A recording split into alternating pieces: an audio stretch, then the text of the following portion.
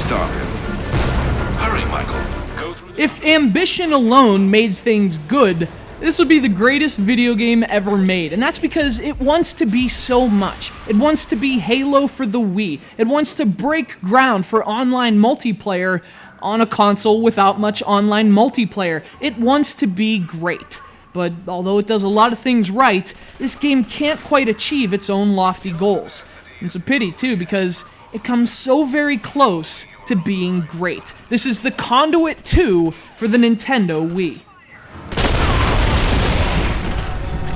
One of the only notable third-party Wii games of 2011, Conduit 2 is a sequel to the 2009 original, The Conduit.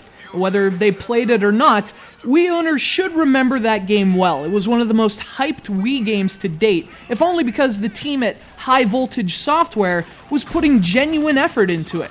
Unfortunately, that massive hype was perhaps the Conduit's biggest obstacle. And so here we are, 2 years after the original Conduit, looking down the alien rifle scope at a sequel. And if nothing else, High Voltage Software and SEGA deserve immense credit for putting their resources into a Wii game of this caliber in 2011. And personally, as a Wii owner who loves the system and sees yet untapped potential there, it's very much appreciated. But again, great ambition and great intention doesn't necessarily make a great game.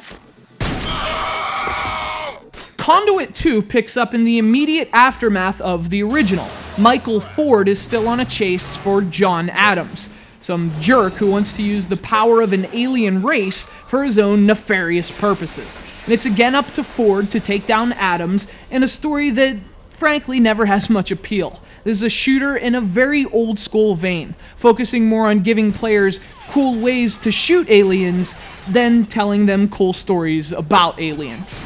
To start with what the game does well, Conduit 2 is all about the gameplay. The levels are laid out like an action movie, stringing together enemy ambushes and gunfights with very brief cutscenes, and that keeps the action dense and really fast-paced. This is a shooter that doesn't spare targets or ammunition, but it furthers that action with an assembly of characters that is, unfortunately, far less enjoyable.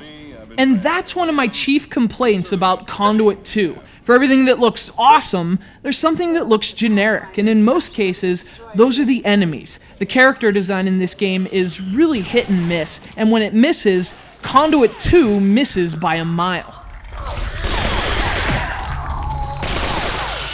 Now, fortunately, when it hits, it does make an impact, and the bosses in particular are tremendous, serving as some of the best examples of the game's technical savvy. Conduit 2 is proof that Wii games can look awesome. But there are two things Conduit 2 does even better: control and weaponry. High Voltage's efforts prove that, objectively speaking, the Wii Remote is the best way to control an FPS on a console. If you're used to thumbsticks, though, Conduit 2 also supports the classic controller.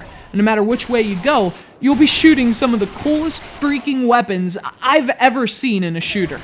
You see, Conduit 2 features a mixture of both alien and human weapons. But once you gun down an enemy with an alien plasma cannon, and you load it with some kind of gross alien orb, oh man, you'll never want to use a 9mm once again. This stuff is awesome. But to give a definitive review of this game, you have to use a lot of qualifiers. If you're into shooters and you play lots of them, this game's gonna feel generic to you, there's no denying that. But for Wii owners, people faithful to a system that is constantly neglected and really lacks great online shooters, Conduit 2 is at least a taste of what the system could have been. It's not a great game, but it wants to be. And on the Wii, a little ambition goes a long way.